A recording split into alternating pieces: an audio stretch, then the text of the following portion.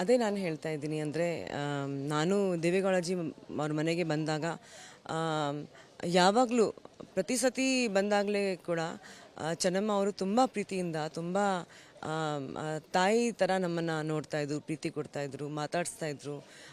ಊಟ ತಿಂಡಿ ಸಮಯಕ್ಕೆ ಬಂದರೆ ಊಟ ತಿಂಡಿ ಮಾಡ್ಕೊಂಡೇ ಹೋಗಬೇಕು, ಆ ಥರ ಒಂದು ತಾಯಿ ಮನೋಭಾವ ಅವ್ರಿಗೆ ನಮ್ಮೆಲ್ಲರ ಮೇಲೆ ಇತ್ತು. ಸೊ ಇವತ್ತು ಅವ್ರಿಗೆ ನಾವು ಕಳ್ಕೊಂಡಿದ್ದೀವಿ, ನಿಜವಾಗ್ಲೂ ತುಂಬ ಬೇಜಾರಾಗ್ತಾ ಇದೆ. ಮತ್ತು ಈಗ ದೇವೇಗೌಡಜಿಗೆ ಮತ್ತು ಅವ್ರ ಕುಟುಂಬಕ್ಕೆ ಒಂದು ದೇವರ ಶಕ್ತಿ ಕೊಡಲಿ ಅಂತ ನಾನು ಹೇಳೋಕೆ ಇಷ್ಟಪಡ್ತೀನಿ. ಈಗ 2001ರಲ್ಲಿ ಅಮ್ಮ ಮೇಲೆ ಆ್ಯಸಿಡ್ ದಾಳಿ ಆಗುತ್ತೆ, ಅದಾದ ಬಳಿಕ ಅವರು ಹೋರಾಟ ನಡೆಸಿದ ಬಗ್ಗೆ ಇಡೀ ಹೆಣ್ಣು ಸ್ತ್ರೀಕುಲಕ್ಕೊಂದು ಮಾದರಿಯಾಗಿದೆ.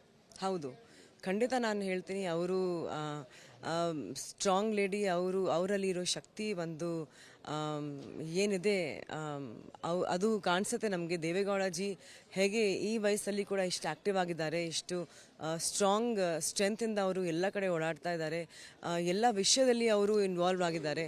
ಖಂಡಿತ ಅವ್ರ ಹಿಂದೆ ಚೆನ್ನಮ್ಮ ಅವ್ರದ್ದು ತುಂಬ ದೊಡ್ಡ ಕೈ ಇದೆ ಅಂತ ನನಗನ್ಸುತ್ತೆ.